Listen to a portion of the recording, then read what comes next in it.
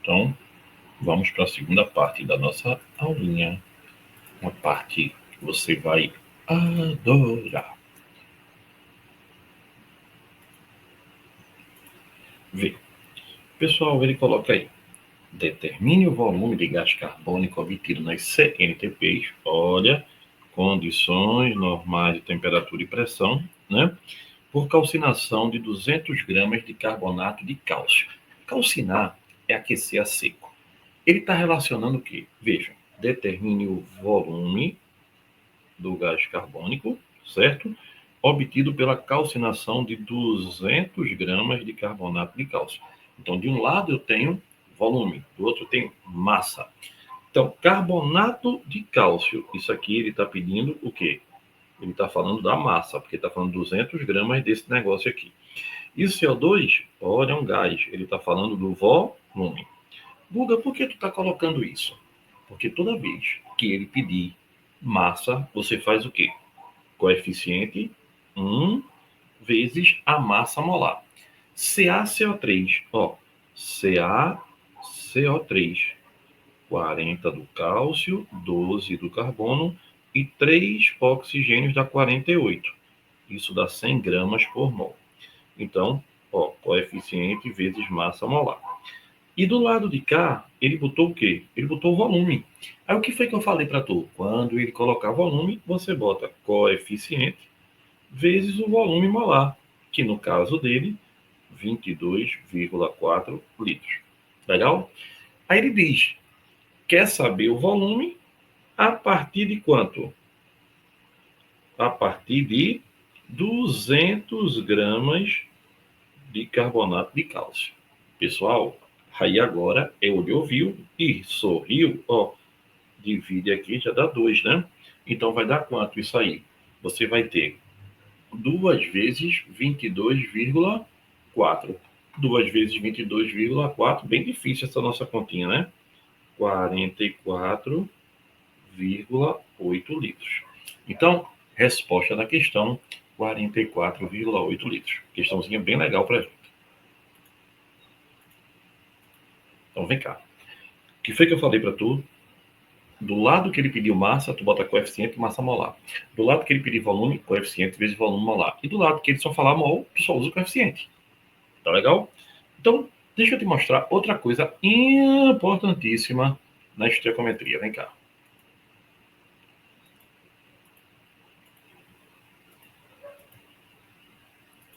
Vê. Estequiometria do CO2 e do efeito estufa.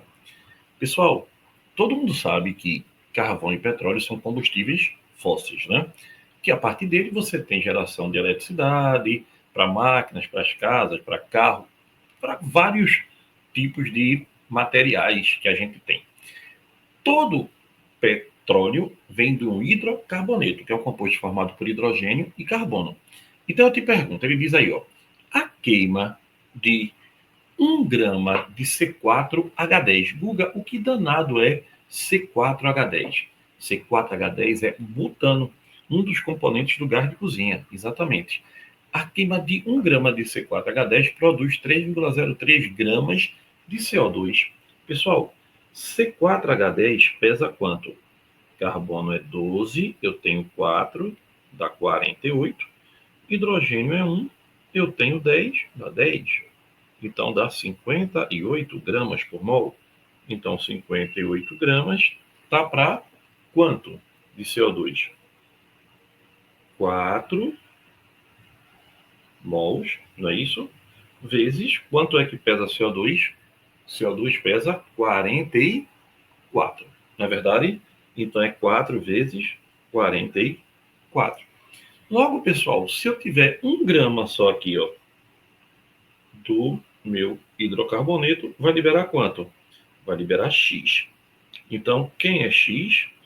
4 vezes 44 dividido por 58. Adivinha quanto é que dá isso? 3,03, como a gente tinha falado no começo, né?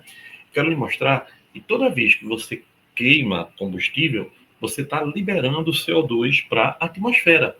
Então ele bota aí, ó, a queima de 3,78 litros de gasolina, que tem densidade 0,7 gramas por ml, produz quantos quilos de CO2?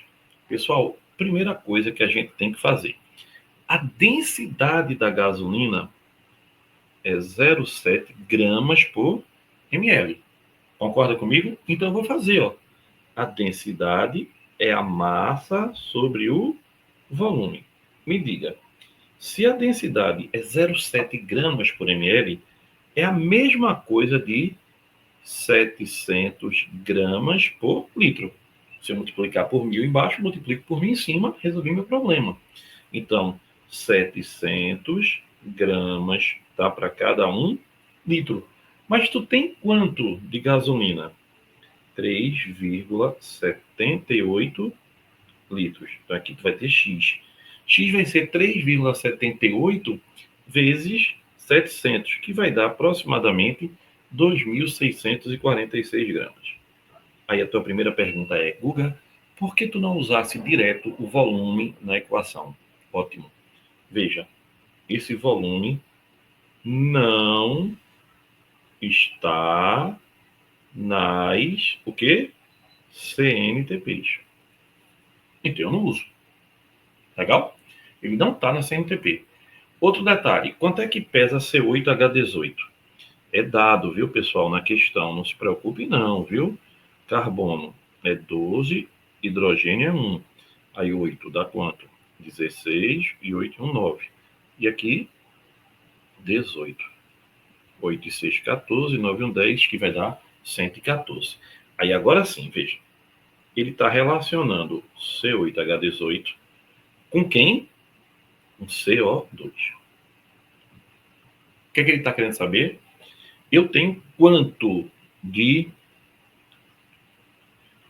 gasolina que ele falou, que é o C8H18? Eu tenho 2.646 gramas. Então aqui é massa.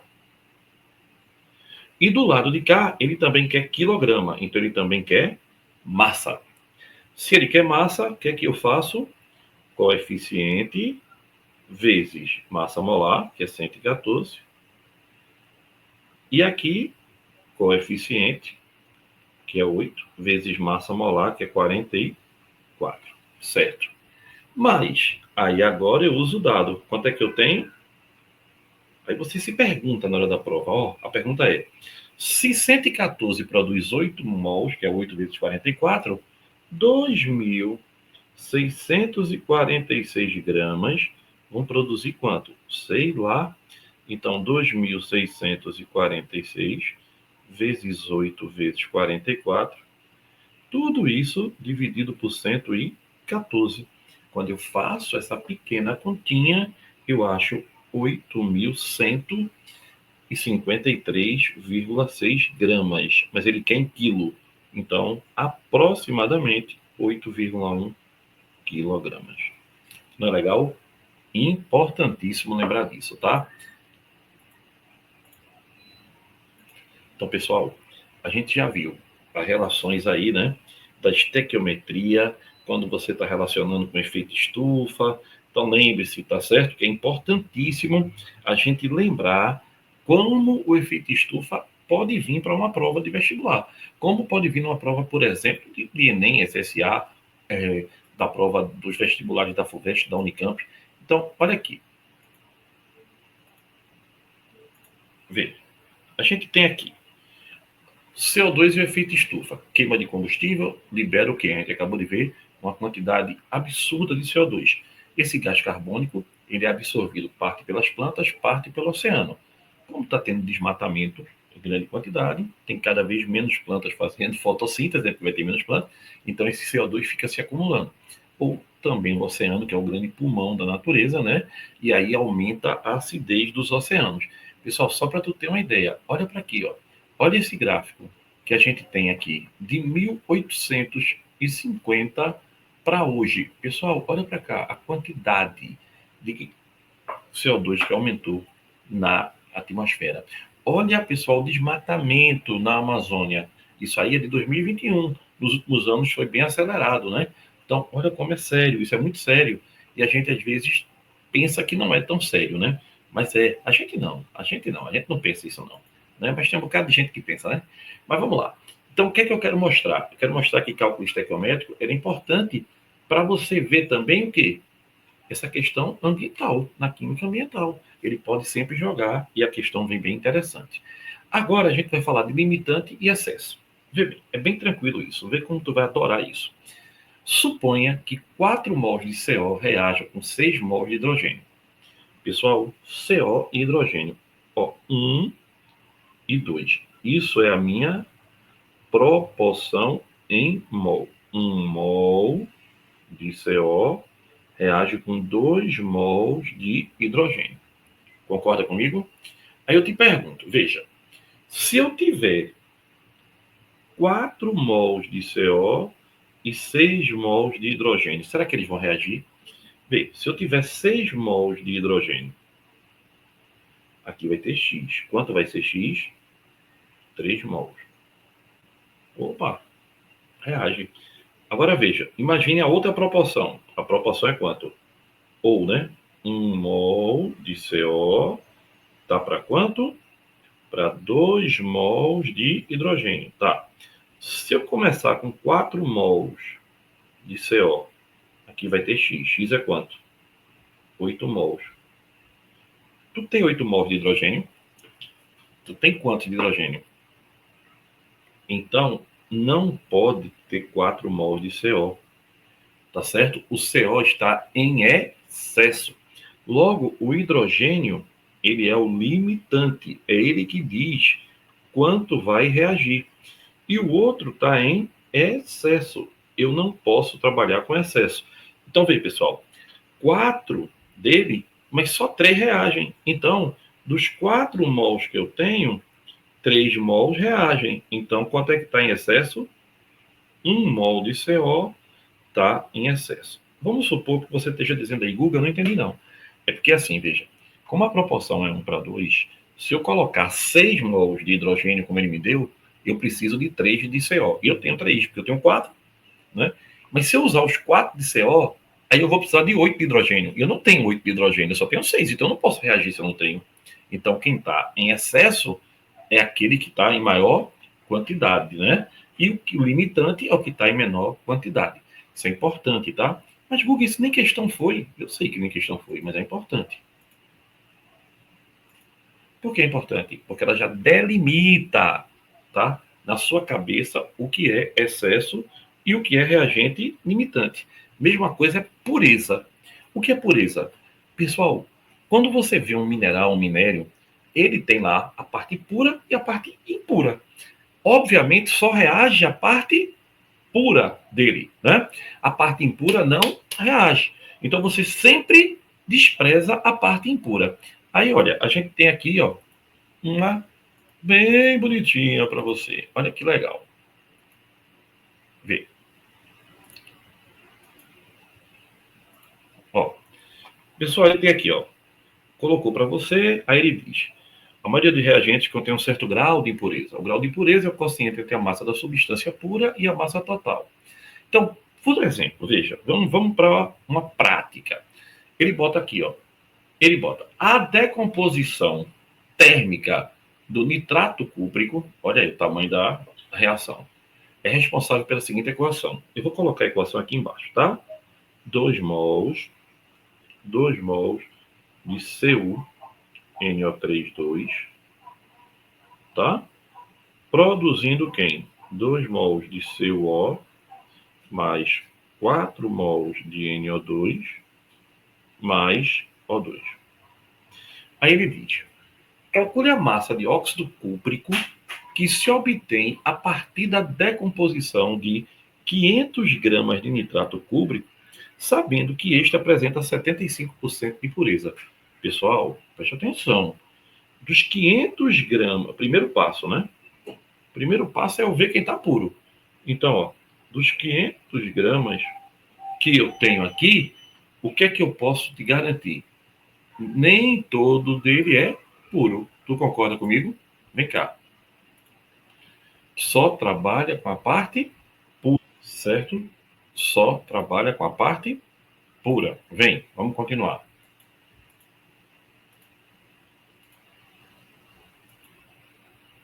Então, vê, 500 gramas é toda a amostra, é 100%.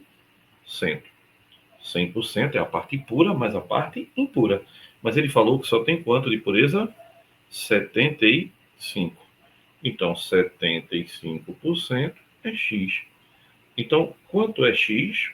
X é 75% de 500, que é 500 vezes 0,75, né? Que dá 375 gramas do O, nitrato cobre. Aí ele pergunta, vê, calcule a massa. Massa, aqui ele quer o quê? Massa de óxido de cobre, né? A partir de quanto? De 375 daqui, que também é o quê? Massa. Sim, Guga, para que tu escreve isso? Porque quando é massa, eu já sei que eu vou usar o quê? Coeficiente, olha ele aqui, vezes a massa molar, que ele já me deu, ó. Ele já me deu. Então, é 2 vezes 188, que dá para, de novo, o coeficiente aqui, ó. 2, quanto é o óxido de cobre? Vezes 80. Então, aqui eu vou ter 375 para X. Corta logo esses 2 com 2 aqui. Então, quem é X? 375 vezes 80 dividido por quanto? Por 188. Notou o detalhe que é importantíssimo nesse tipo de questão, né? Então, isso aqui deu aproximadamente 159,6 gramas. Guga, entendi agora. Entendesse? Vê. Rendimento é no fim. Pureza é sempre no início. Só se trabalha com a parte pura. Então, não esquece, tá? Só se trabalha com a parte pura. Só se trabalha com a parte pura. Então, geralmente, em muitos casos, a pureza vai ser tirada no começo. A não ser se for uma questão invertida, que eu vou colocar para vocês depois. E o rendimento tira no final. De um modo geral, é assim que vai funcionar. Certo? Então, vamos lá. Vamos ver aqui agora o rendimento de uma reação. Estás pronto? Vem.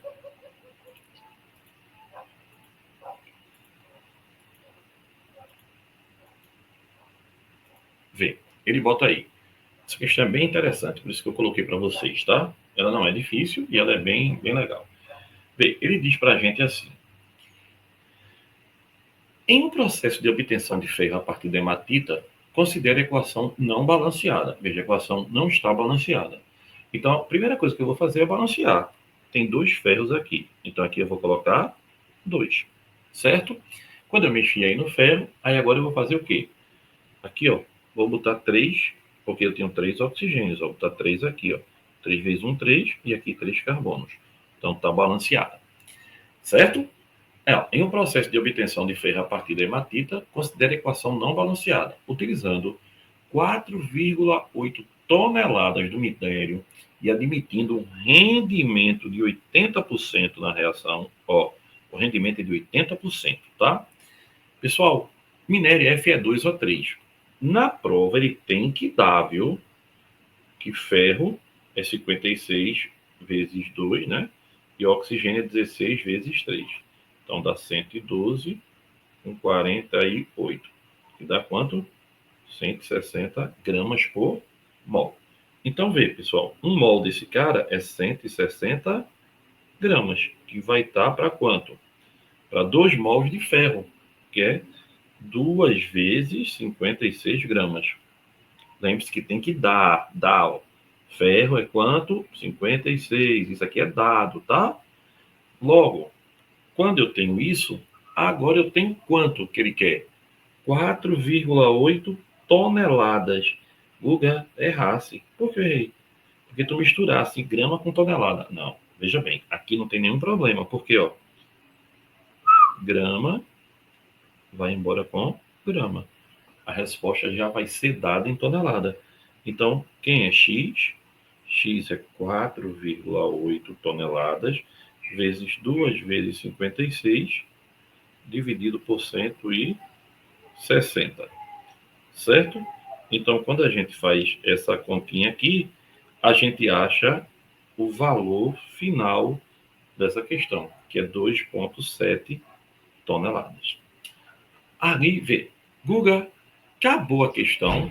Claro que não. Porque, vê bem, 2,7 toneladas, pessoal, é quando eu tenho o quê? Quando eu tenho aqui, ó.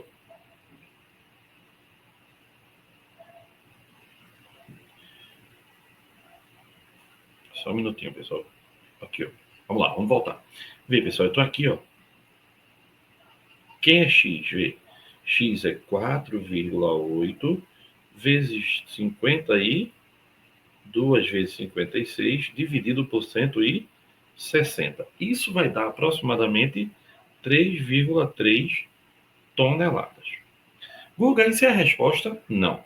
Porque, vê, 3,3 toneladas é se o rendimento fosse de 100%. Mas o rendimento é de quanto? Rendimento bom, né? 80%. Então, 0,8 de 3,3 dá aproximadamente 2,6777, né? 2,68 toneladas. Então, a gente vai ter aqui 2,68 toneladas, tá bom?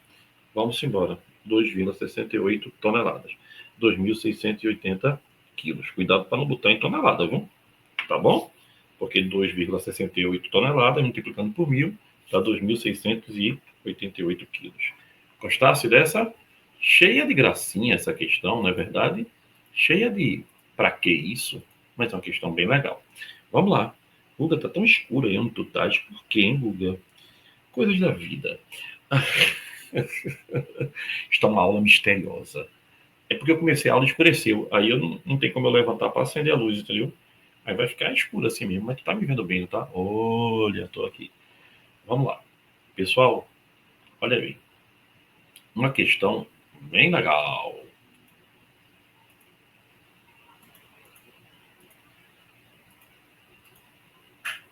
Vê. Ele bota na questão. Ele bota pra gente aí na questão. Olha que legal. A combustão completa de 16 mols de magnésio metálico foi realizada utilizando 50 mols de uma mistura gasosa. Mistura gasosa contendo 20% de oxigênio, 78% de nitrogênio e 2% de argônio. Isso é o ar, né, mais ou menos, né? Calcule a porcentagem em mols de oxigênio nessa mistura. Vê, pessoal. A mistura tem 50 mols, né? Ele não falou isso pra gente?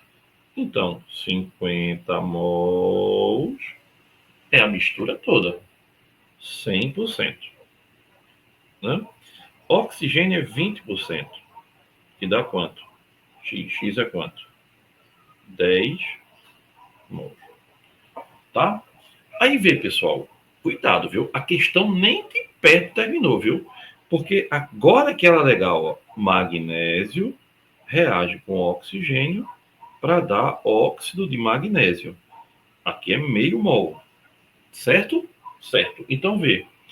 Eu posso lhe garantir que eu tenho 1 mol de magnésio para meio mol de oxigênio. Não é verdade? Mas se eu tiver quanto eu posso ter de oxigênio aqui? Se eu tiver 16 mols de magnésio, aqui é X. Então, quanto é X, pessoal?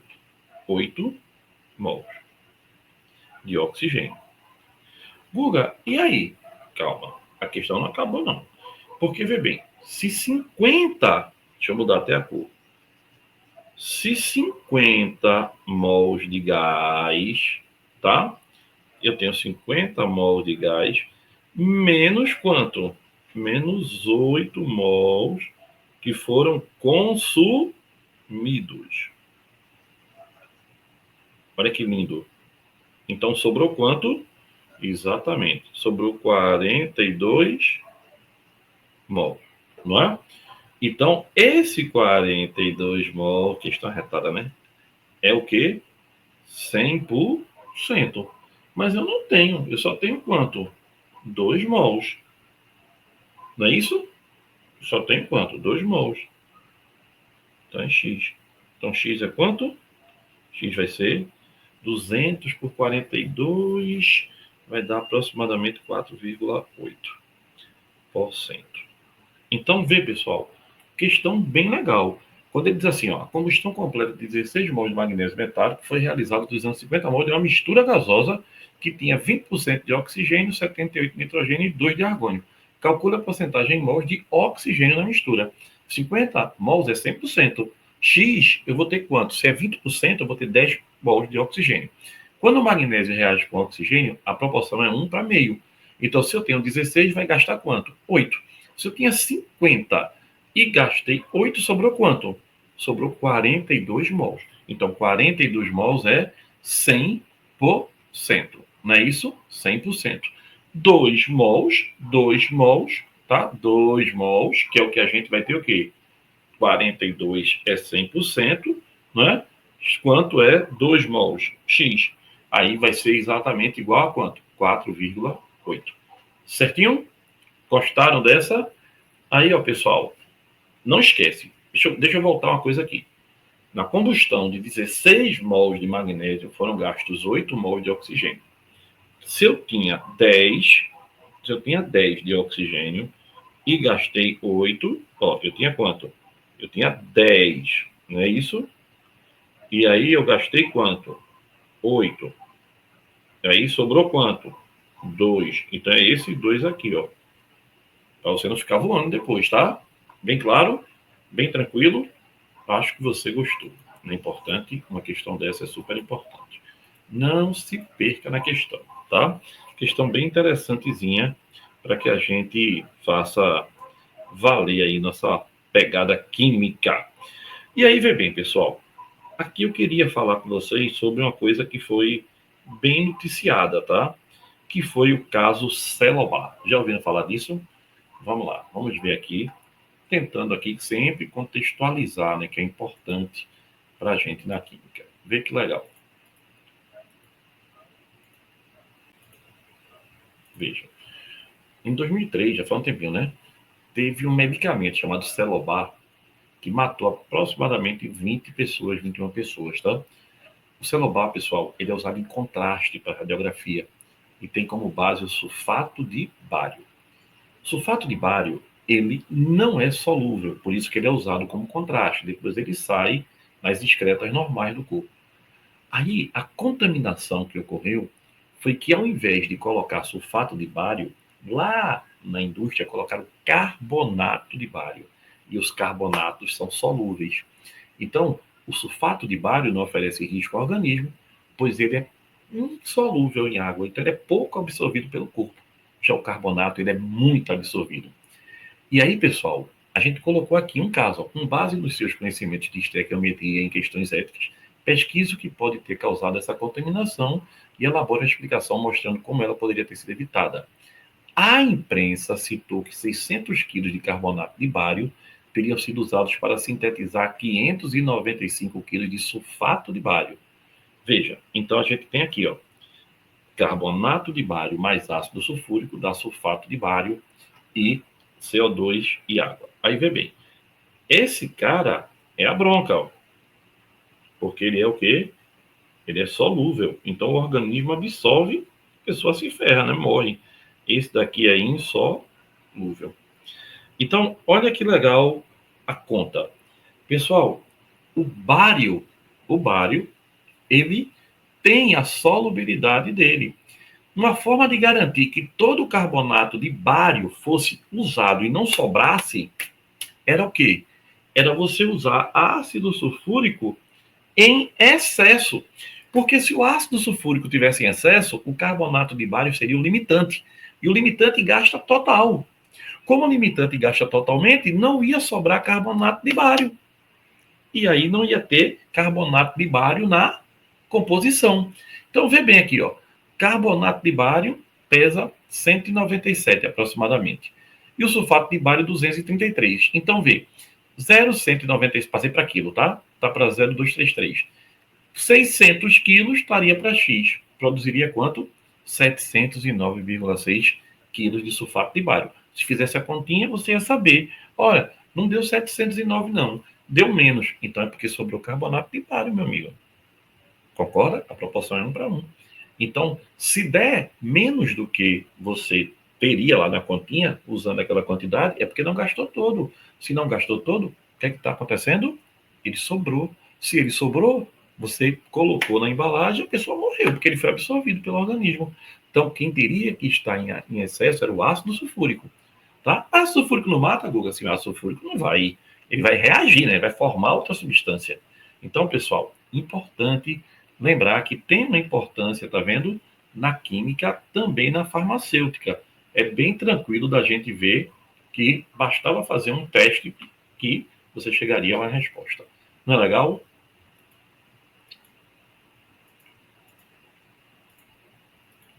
Então, pessoal, espero que vocês tenham gostado da nossa primeira aula. Um beijo para todos. Tem mais, viu? Beijão.